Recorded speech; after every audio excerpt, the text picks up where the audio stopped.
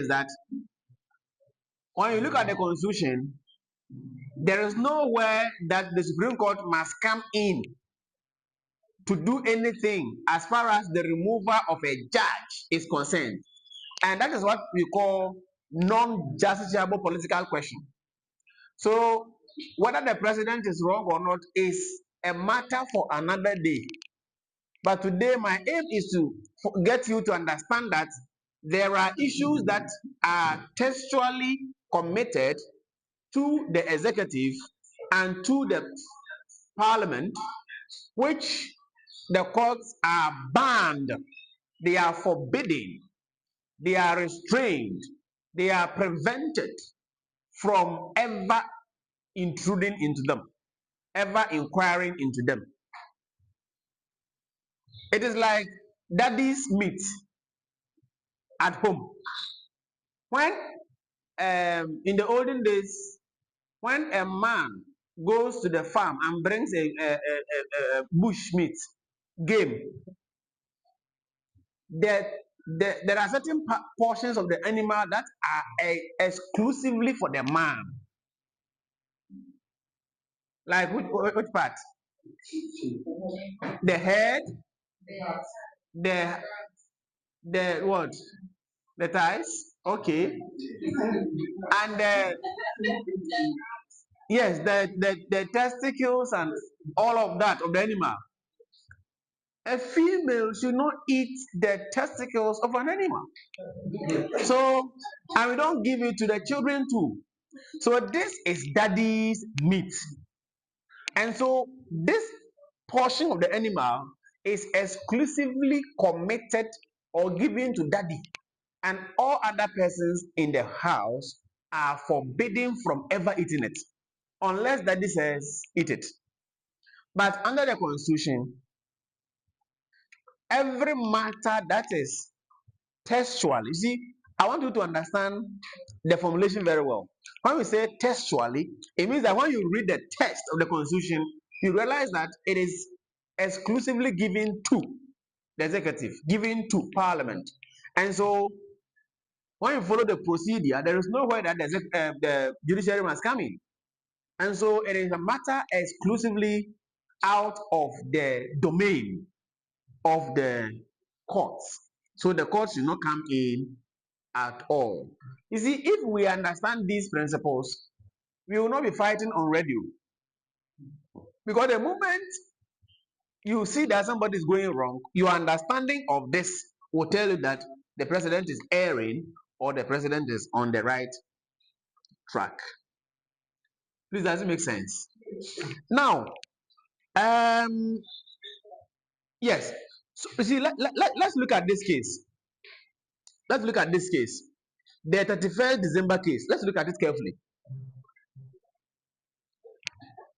We had experienced democracy and military, interventions in our history, and we had come into a democratic dispensation in 1993. Now, it was a military government that ushered us into democracy, and that military government had set apart a particular day to commemorate certain activities of the military, to celebrate it as an independent day by using state funds and all that. You see, they had declared a particular day as a public holiday because that day marked the military takeover and other important events that followed.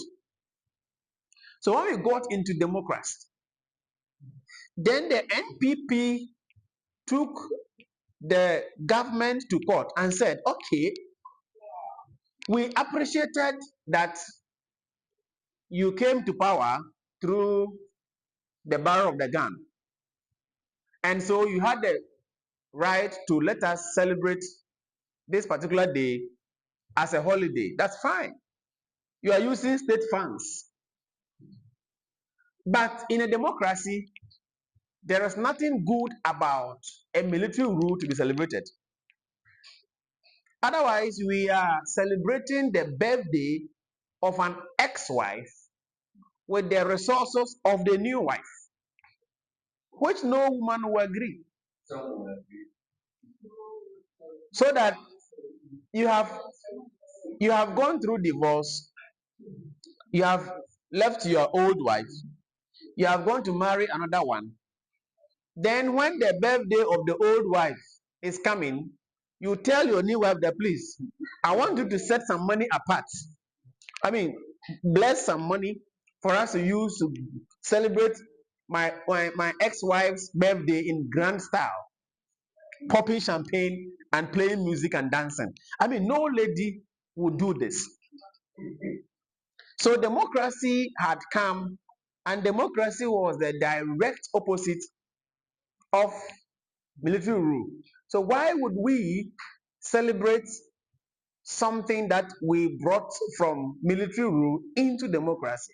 I mean, it gave us very bad memories, and it did not enable our spirit to feel free in the democratic dispensation. So they went to court and said Supreme Court should declare that public holiday as unconstitutional and the use of public funds as unconstitutional. Then the Attorney General raised a preliminary objection and said that the Supreme Court did not have the jurisdiction to, as it were, entertain the matter because it raised a non-justiciable political question.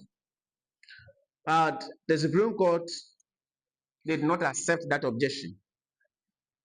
Yes, the court said that no, this is not a non-justiciable political question. We will go into it. So they went into it.